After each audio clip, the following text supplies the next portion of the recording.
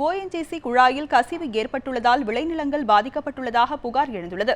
இதுகுறித்து பெயர் சொல்ல விரும்பாத ஓஎன்ஜிசி முதன்மை அதிகாரி நம்முடன் இணைப்பில் இருக்கிறார். அவரிடம் பேசலாம். ஐயா வணக்கம். ஐயா, இந்த ஓஎன்ஜிசி குழாயில கசிவு ஏற்பட்டிருக்கிறதா புகார் எழுந்திருக்கு. இது குறித்து உங்களுடைய தரப்பு விளக்கம் என்னையா? கசிவு நீர் கசிவு ஏற்பட்டது உண்மைதான். ஆனால் அது என்ன அப்படின்னா, ஒரு ஹைட்ரோ டெஸ்ட் அப்படிங்கிறது இப்போ அந்த டெக்னிக்கல் பீப்புள் கீழே கேட்டபோது அவங்க சொன்னாங்க, ஹைட்ரோ டெஸ்ட் அப்படிங்கிற ஒரு டெஸ்ட் எடுக்கிறோம். அந்த ஹைட்ரோ டெஸ்ட்டை பியூர் வாட்டர் மூலயமா அனுப்பி அந்த டெஸ்ட் பண்ணும்போது எந்தெந்த இடத்துல இந்த மாதிரி லீக்கேஜஸ் இருக்குன்றதை பார்த்துட்டு இனிமேல் லீக்கேஜ் வராமல் இருக்கிறதுக்காக தான் அந்த ஹைட்ரோ டெஸ்ட் பண்ணுறோம்.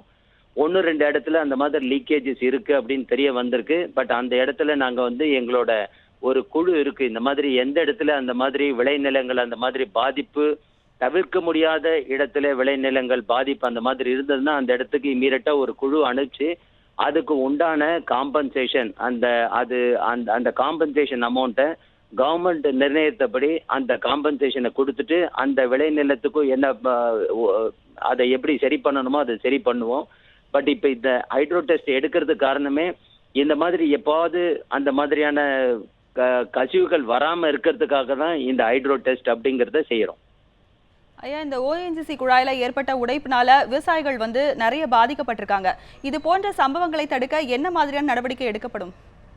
இப்போ இந்த ஹைட்ரோ டெஸ்ட்னு சொல்றோம் பார்த்தீங்களா, இந்த முக்கியமான குழாய், இந்த குழாய் ஒரு UEM அப்படின்னுட்டு, இதுக்கு பேர் GRE பைப்லைன் அப்படின்னுட்டு.